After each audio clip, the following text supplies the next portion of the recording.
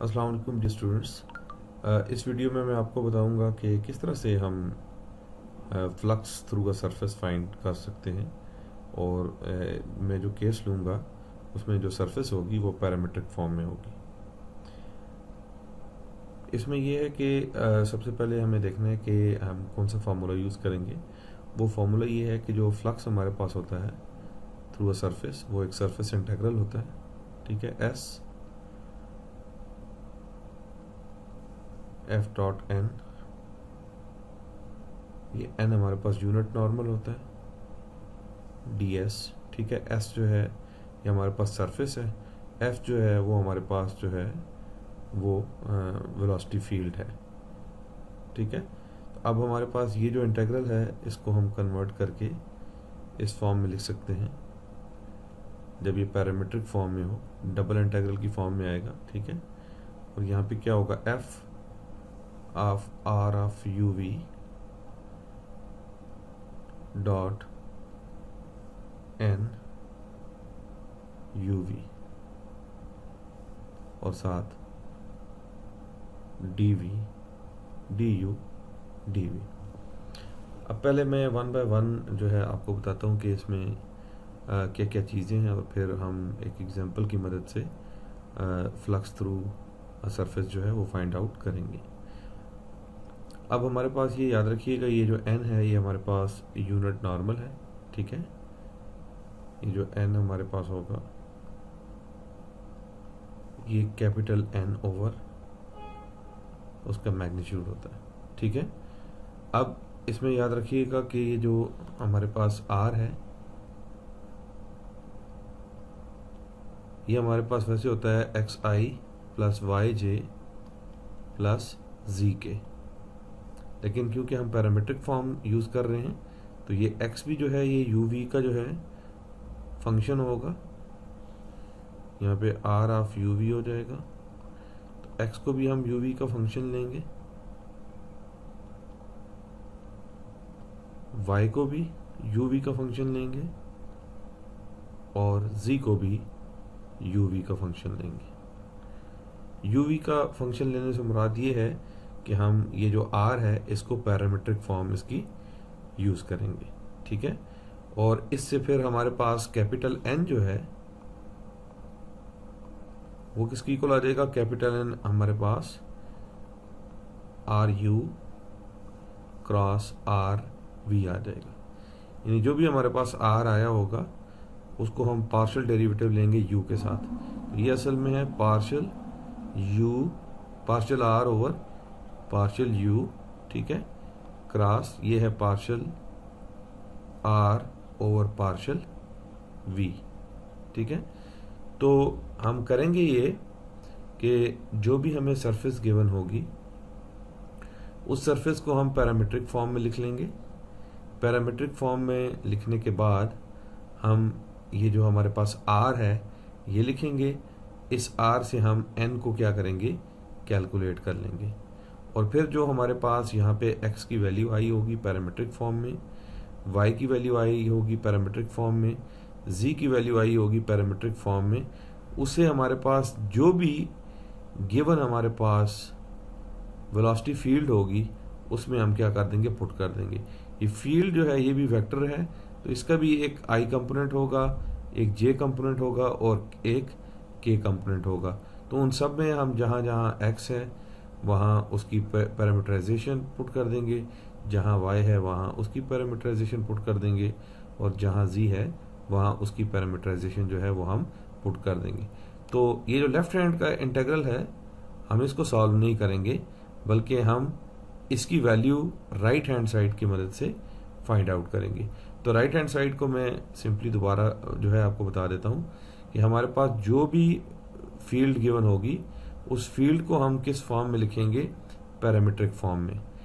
n को हम calculate कर लेंगे, ठीक है। n हमारे पास क्या होगा, वो है r u cross are v. ये जब कैलकुलेट हो जाएंगे तो उसके बाद हमारे पास सिंपल ये क्या रह जाएगा, एक एरिया इंटीग्रल हो जाएगा या डबल इंटीग्रल हो जाएगा। इसके थ्रू जो है हम वैल्यूज को क्या कर लेंगे, कैलकुलेट कर लेंगे। तो मैं अभी एक एग्जांपल आपके सामने लिखता हूँ उसमें फिर उस एग्जाम्पल को सॉल्व करते करते मैं आपको सारी चीज़ें जो है साथ साथ एक्सप्लेन करता जाता हूँ। यह है compute the flux of water through parabolic cylinder s equals to s which is y equals to x squared, उसकी जो इक्वेशन है, और यहाँ x की वैल्यू 0 से 2 तक है और z की वैल्यू जो है वो 0 से 3 तक है। If the velocity vector is v equals to f, और वो गिवन है हमें 3z² plus 6j plus 6xzk, तो हम जो मैंने आपको तरतीब बताई है उसी तरीके से चलेंगे कि हम सबसे पहले जो हमें सरफेस गिवन है उसकी पैरामीटराइजेशन करेंगे। तो ये y equals to x square जो है ये पैराबोला की इक्वेशन है, तो इसकी जो पैरामीटराइजेशन है वो इस तरीके से की जा सकती है कि हम let u equals to x कर देते हैं। ठीक है, let u equals to x करते हैं तो y equals to x square से हमें क्या मिल जाएगा, y equals to x square would imply that y हमारे पास क्या आ जाएगा, u स्क्वायर आ जाएगा। तो हमें x की भी वैल्यू मिल गई है in terms of u, y की भी वैल्यू मिल गई है इन टर्म्स ऑफ u, तो हम साथ ही ये कर देते हैं कि let z equals to v। तो अब हमारे पास जो r वेक्टर होता है वो होता है xi plus yj plus zk, या इसको इस नोटेशन में भी लिख सकते हैं x y z। तो मैं ज़्यादा यही नोटेशन यूज़ करता हूँ, इसमें थोड़ा लिखने में आसानी है। तो अब मैं यहाँ क्या करूँगा, x की वैल्यू मैंने क्या एज्यूम की है, x की वैल्यू है u, तो यहाँ मैं u लिख लेता हूँ। y की वैल्यू क्या आई थी, जो सरफेस हमें गिवन थी उसके मुताबिक वो आई थी u स्क्वायर्ड, और यहाँ पर z की वैल्यू जो है, z की वैल्यू किसकी इक्वल है, v की इक्वल, तो मैं यहाँ पे क्या लिख लेता हूँ, v लिख लेता हूँ। इसका मतलब है कि जो मेरे पास r वेक्टर था उसको मैंने पैरामीटराइज कर दिया है, यानी r ऑफ uv जो है वो मेरे पास आ गया है, वो किस फॉर्म में है, u स्क्वेयर्ड v। तो अब मैंने सिंपली क्या करना है कि सबसे पहले तो मैंने लिमिट्स फाइंड करनी है u और v की। ठीक है, तो अब यहाँ देखें, यहाँ मुझे x और z की लिमिट्स गिवन है। अब x को मैंने किसकी इक्वल रखा था, u की इक्वल रखा था, तो u की जो लिमिट है वो मेरे पास आ जाएगी वही जो x की लिमिट्स हैं, यानी 0 से लेकर 2 तक, और z को मैंने v की इक्वल रखा था, तो v की वही लिमिट्स आएंगी जो z की लिमिट्स आएंगी। तो ये v जो है वो मेरे पास आ जाएगा 0 से लेकर 3 तक। ये लिमिट्स असल में मुझे किस लिए चाहिए, इस इंटीग्रल को जब मैं सॉल्व करूंगा ओवर दिस रीजन, तो यहाँ du है तो मुझे u की लिमिट्स चाहिए, और dv है तो यहाँ पर मुझे v की लिमिट्स चाहिए। तो इसलिए मैंने यहाँ से उनकी लिमिट्स जो है वो फाइंड आउट कर ली हैं। अब उसके बाद क्या करना है कि मैंने जो हमें वेलोसिटी वेक्टर गिवन होगा, उस वेलोसिटी वेक्टर को मैंने किस फॉर्म में लिखना है, पैरामीट्रिक फॉर्म में लिखना है। तो पैरामीट्रिक फॉर्म में जब मैं इसको लिखूंगा तो f जो है वो मेरे पास क्या आएगा, f ऑफ uv। सिंपली मैंने क्या करना है कि इस वेक्टर में जहां जहां x है वहां उसकी वैल्यू यहां से पुट कर देनी है, जहां जहां y है उसकी वैल्यू यहां से पुट कर देनी है, और जहां जहां z है उसकी वैल्यू यहां से पुट कर देनी है। यानी r के अंदर जो कंपोनेंट हैं, ये x है, ये y है और ये z है, ये हमने यहाँ f में x y z की जगह रिप्लेस कर देने हैं। तो f जो हमारे पास बनेगा 3z स्क्वायर है, तो ये आ जाएगा 3v स्क्वायर्ड। ठीक है, उसके बाद हमारे पास क्या है 6, तो ये वैसे ही रहेगा, और उसके बाद हमारे पास क्या है 6xz, तो 6 अपनी जगह पर रहेगा, x की जगह आएगा u और z की जगह आएगा v। तो मैंने जो हमारे पास फॉर्मूला है राइट हैंड साइड पे, मैंने f को जो है पैरामीट्रिक फॉर्म में कन्वर्ट कर दिया है। अब मुझे u की और v की लिमिट्स भी पता लग गई हैं, तो मुझे सिर्फ एक चीज़ फाइंड आउट करनी है, वो है n। तो n मैंने आपको बताया है कि हम सिंपली क्या करते हैं कि r का with respect to u derivative निकालते हैं, और r का with respect to v derivative निकालते हैं, पार्शियल डेरिवेटिव, और उन दोनों का क्रॉस प्रोडक्ट निकालते हैं, और उससे वो हमारे पास क्या बन जाता है, नॉर्मल वेक्टर बन जाता है। तो मैं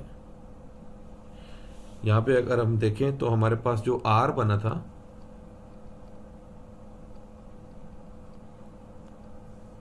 आर ऑफ यू वी, वो हमारे पास था यू स्क्वेर्ड और वी, ठीक है।